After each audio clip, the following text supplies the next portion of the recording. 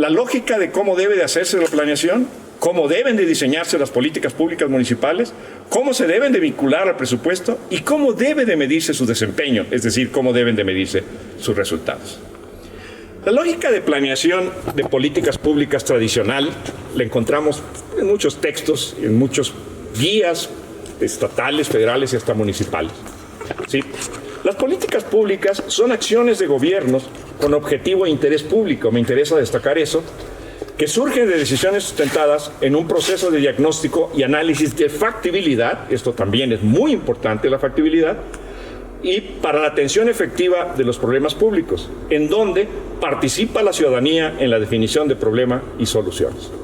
Estos tres elementos, que sean de interés público, que surjan de un análisis de diagnóstico y de efectividad, si nosotros no podemos proponer políticas públicas nada más así como así, decir vamos a hacer esto por pura voluntad.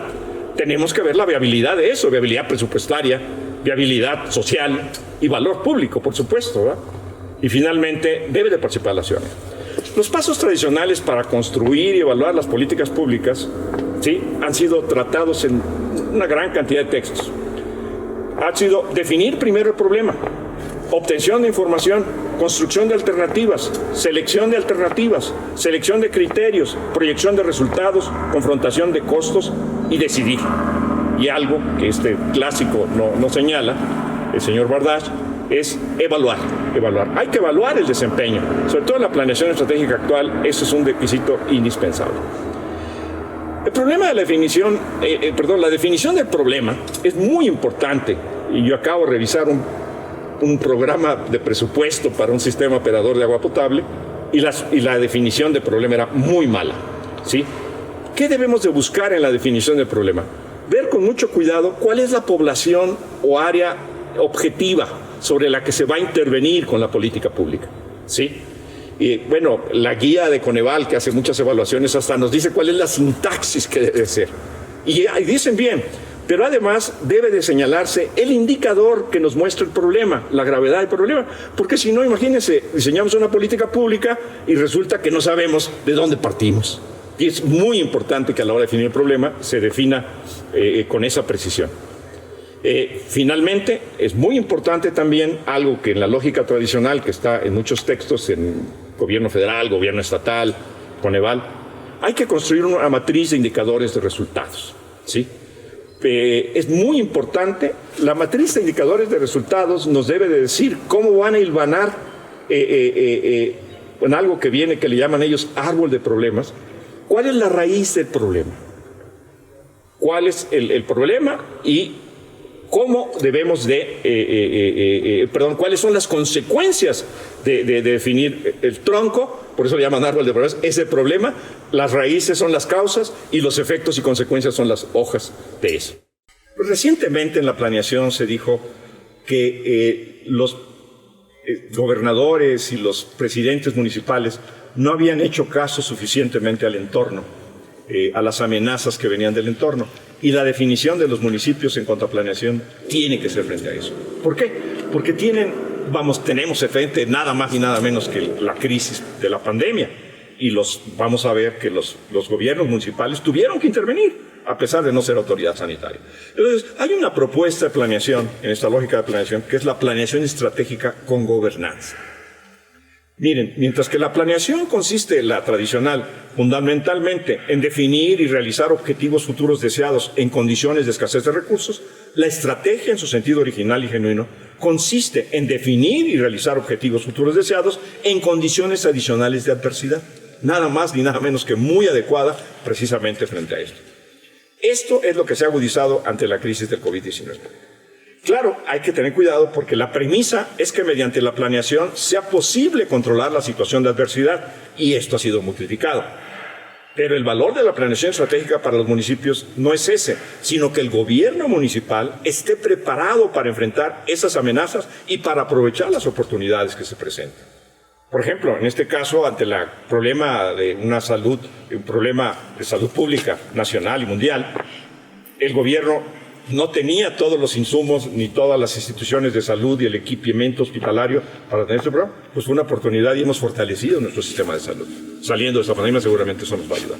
Entonces, la lógica de planeación no se concentra en la parte operativa de la lógica tradicional de planeación y políticas públicas, sino en algo que ha sido muy citado, pero de manera inadecuada, en la misión, es decir, qué es lo que deseamos lograr.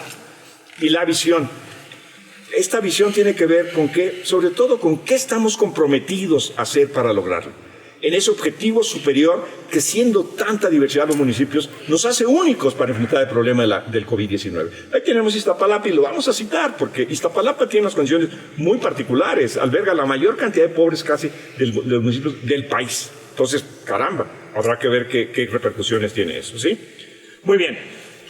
Si planear consiste en definir, realizar objetivos futuros en condiciones de escasez de recursos, que es lo que se hace, no hay presupuesto, una de las debilidades es la situación financiera de los municipios, piden un nuevo pacto de coordinación fiscal, hay que agregarle realizar estos objetivos en condiciones adicionales de adversidad. Hay que acoplar esa misión y el diseño institucional, eso que cité al principio, es decir, para qué están preparados y facultados institucionalmente los municipios, estructura y entorno, estructura y situación, estructura y flujo de recursos del exterior. Pero también posicionamiento. La planeación estratégica se establece que hay que hacer este ejercicio analítico. Fíjense nada más algo aquí que dicho por un especialista como Luis Aguilar. ¿Sí? El aporte de la síntesis del líder que identifica aquellos objetivos futuros que hace el gobierno municipal para que obtenga, mantenga y potencie su posición de superioridad, excelencia, ventaja y posicionamiento sobre sus adversarios. ¿Sí? Sin embargo, esto es muy importante para la gobernanza, esto no puede hacerse sin su comunidad política. Imagínense en la situación que tuvimos, tan sencillo hubiera sido decir, se cierra, nadie sale de su casa, como ocurrió en muchos países de Europa, y hasta me tocó ver situaciones en que apresaban a una muchacha que andaba corriendo y no había obedecido la orden de quedarse en casa, confinarse a su casa. ¿Sí? Entonces, la comunidad política, hay que recordar que un gobierno es propiedad de su comunidad política. ¿Sí? Es producto de procesos democráticos, o no podrán realizarse con la construcción de una esfera pública que involucra a la sociedad en la gestión de esas políticas públicas. Y más en situaciones de escasez o de crisis, ¿sí? Y que la participación ciudadana puede ser exitosamente articulada a la administración pública. Bueno, porque las reformas administrativas y la planeación estratégica son de naturaleza política, y un sistema administrativo que se caracterice por la competencia de sus funcionarios y su escrupulosa rendición de cuentas y observación de legalidad en su capital moral y ético para contribuir a realizar los intereses públicos, particularmente en situaciones de crisis, porque es entonces cuando puede ser cuestionado el líder, nuestro representante democráticamente elegido. Estos son los requerimientos de una nueva gestión pública y planeación estratégica. Y es que un modelo de gestión de Estado participativo, ¿sí?, se basa en mayor descentralización de facultades, mayor autonomía, como los consejos municipales que se crearon recientemente, pero y en situaciones de crisis una rendición de cuentas de los resultados, del desempeño. Quizás ahora estamos un poco excedidos, ¿verdad?, en este país con eso, ¿verdad?, con información y medición de ese desempeño. Ahí lo tenemos, y eso se tiene que hacer, y se tiene que hacer desde la planeación. Ahora, hay que recordar inclusive, aunque la gestión financiera no solamente es muy importante, es indispensable. Vamos a encontrar, ahora que les diga de algunas cosas que han hecho los municipios, que se quejan de eso, que su presupuesto se les rompió, ¿sí?, y que no quieren ayudar a la gente y no pueden porque no tienen presupuesto. Y hay que recordar que un gobierno pobre e insolvente, financieramente vulnerable, está destinado a la demagogia. No representa ninguna utilidad para sus comunidades y es contradictoriamente un poder sin poder hacer nada importante.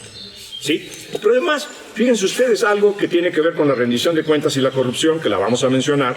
El Estado de Derecho es muy importante en esta situación.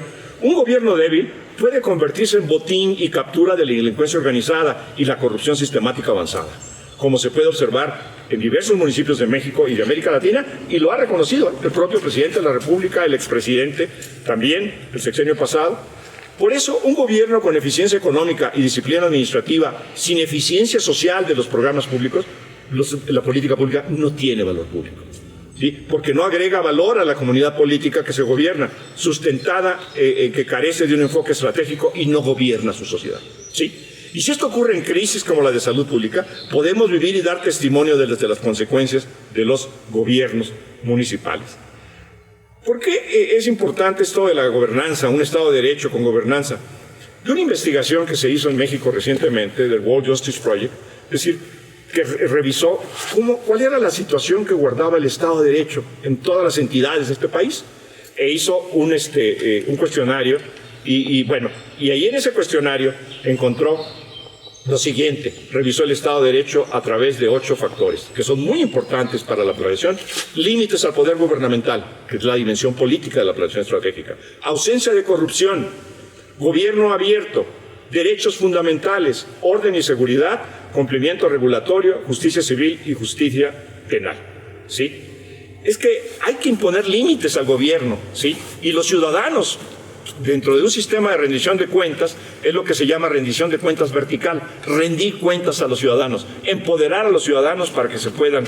Hay muchos casos en este país donde solamente a través de eso se puede poner límites al gobierno, porque en esta cadena de complicidades se encadenan hasta los congresos locales, el poder judicial y demás, ¿sí? Muy bien, y 4 principios universales del Estado de Derecho: rendición de cuentas, el gobierno y los actores privados, los procesos para promulgar, administrar y aplicar leyes, mecanismos accesibles e imparciales para resolver disputas, y que la justicia se aplique de forma oportuna.